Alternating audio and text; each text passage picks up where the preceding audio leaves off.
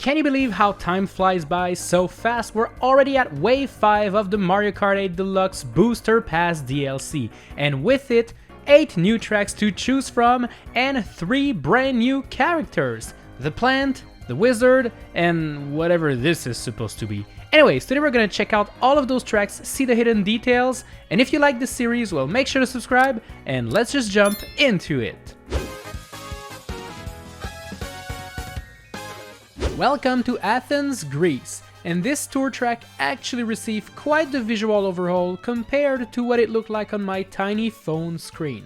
This will allow you to perfectly see the beautiful locations this city has to offer. Starting off with the Parthenon, which you will see a couple times during the 3 laps of this track.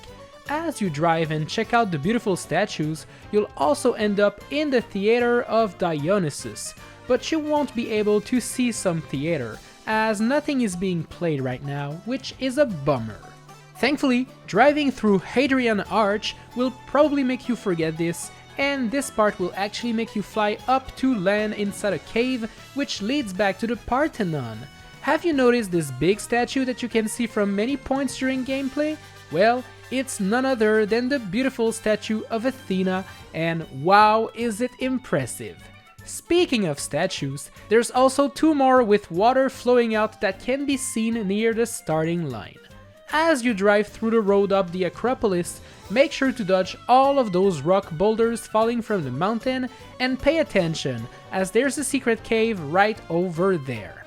Last but not least, you'll drive through an urban area with houses and roofs that resemble Monastiraki, a very popular shopping district in Athens. Before getting to our next destination, let's enjoy a relaxing break on the famous Daisy Cruiser. And my oh my, does it look pretty now in HD. The pool area is full of Yoshis and Toads relaxing, having a drink, and taking a look at this beautiful pool that features Daisy's face on the bottom of it. My favorite Goombas are back, relaxing on their floating tube, having the time of their lives. As you explore the top deck of the boat, you'll notice those banners all over the place with little mushrooms, fire flowers, cat bells, and other power-ups. What a missed opportunity to include the elephant fruit from the Mario Wonder trailer though. The dining room is just fantastic and reminds me of the Titanic. Well, you know, before it sunk down. Anyways, the tables are still being sent flying left and right, which would totally bother me if I was eating there, but it seems like the customers are not even getting bothered at all by it. They remain calm and are waiting for their meal while sipping on some wine. I find it funny that there's a closed section in the dining room and all of those tables there are not actually getting moved around. I'd probably sit the customers there instead, but hey, I'm just saying. This opened hatch full of water in this hallway is definitely a safety violation, and it's a big hazard, especially considering that this is a big aquarium featuring the infamous eel. Please do not eat me, I beg you! And by the way, why are people looking at me like it's nothing and there's no danger? Let me out of here! I'm not a fish! If you decide not to fall in this water pit, you'll see some cabins where people sleep, but sadly, we just cannot enter and visit one. Finally, I tried to see the islands around the ship to see if we could spot a familiar one, but alas, these all seem to be random islands. No Koopa Beach this time around. Oh, Moonview Highway, how pretty can you be? The first thing I noticed about this track is that the view of the moon is actually pretty beautiful. You don't get to just stop and enjoy it normally, but just take a look at this. Wow. Sadly, the highway is actually riddled with annoying billboards and ads of various things no one really cares about. You'll cross 2 toll points when racing, and I noticed that the employees guarding the points are Yoshis and Shy Guys. And man, look at those prices! 300 coins for a bike, 500 for a car, and 800 for a truck? Man, this highway is hella expensive! I guess that's why there are so many taxis driving people around. It's probably cheaper that way. Entering the city will allow you to see a bunch of amazing looking buildings, like this one made out of question mark blocks and featuring sprites of Mario. Oh, and while you're in the city, why don't you go see Mushroom Moon the musical? I've heard it's actually pretty good. Hey, by the way, did you know that the speed boosts on the highway can have different patterns? Yeah, they're not always at the same place. That's kinda cool, eh?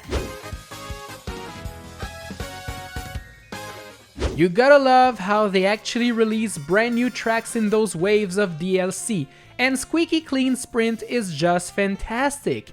This track takes place in a giant bathroom, so it features all sorts of products and things you normally find in one. There's toothbrushes, fresh mint toothpaste, a fabric softener guaranteed to make your clothes feel like a cloud. Of course, you'll see a bunch of soaps, some liquid soap, and Bloopers Strong Clean Detergent, the very best. Close to the bath, you'll notice a big radio and a bunch of cassette tape, which is pretty old school, but I can actually relate, as listening to music while taking a bath is actually kinda cool. Speaking of, this bath is actually pretty wide, and I love how there's a rubber ducky wearing a Mario hat, truly fitting. Also, this Goomba over there might look a lot like the one from Daisy's Cruiser, but this one is actually inflatable, as you can see. There are some bath bombs dissolving really slowly, and I don't know who decided to keep the water running before plugging the tub plug, but the water bill is going to be very high. And who drops their toothbrushes inside the bath? That is pretty sus. Inside the drain, you'll find a bunch of lost things, including this wedding ring, and when you're out of there, you'll fly above the toilet, which is kinda messed up. If water sprayed like this off my toilet, then I would panic for sure. On this wooden shelf, you'll notice a thermometer, a light bulb, and some Dr. Mario bandages, just in case you hurt yourself. Finally, there's this clock that's always displaying 10 past 10, no matter how long you play this level for. It would have been cool if the clock was actually displaying your Switch current time. Anyways, the view of the bathroom is awesome. It features so many details. Towels, washing machine, suitcase, and there's even a cap on the door.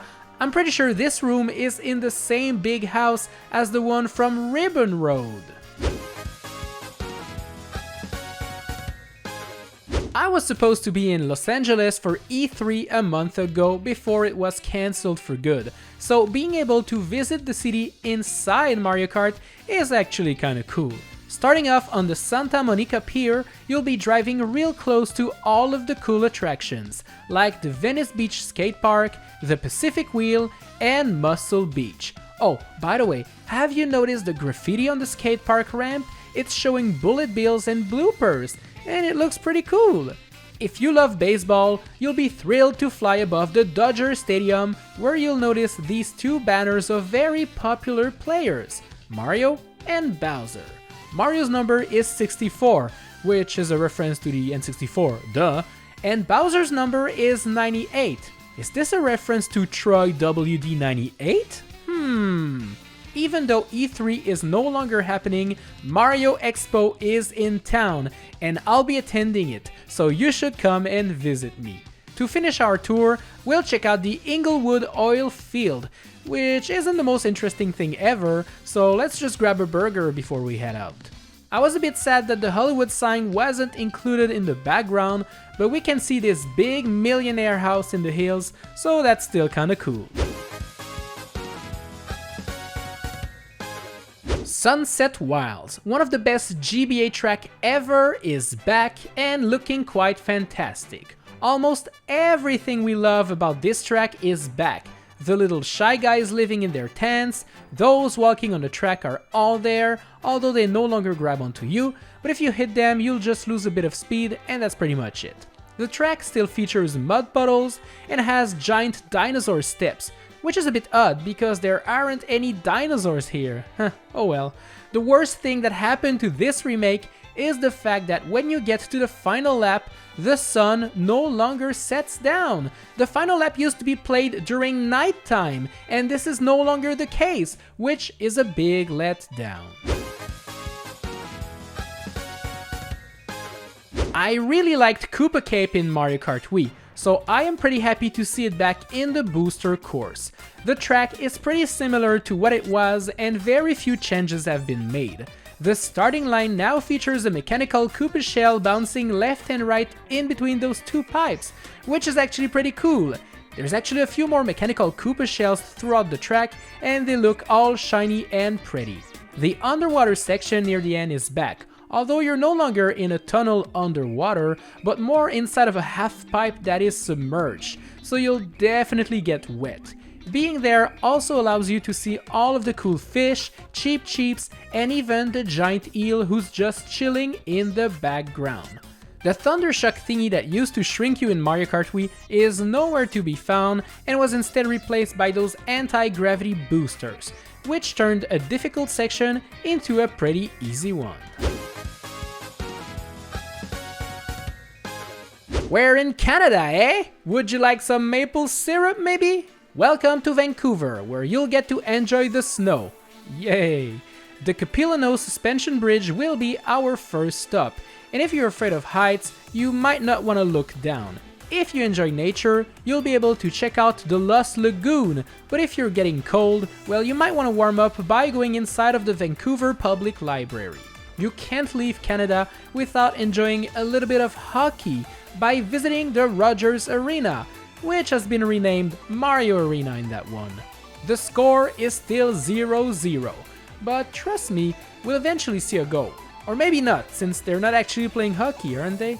During the final lap, you'll drive in the George Macy Tunnel, and once you're out, you'll be able to visit a local bakery, a cafe, a snack, and a tea shop. Perfect for a great souvenir. Thanks a lot for watching this video, I hope you enjoyed it. If you want to watch more of this series, well, tap the cards on screen as I have all of them lined up ready for you.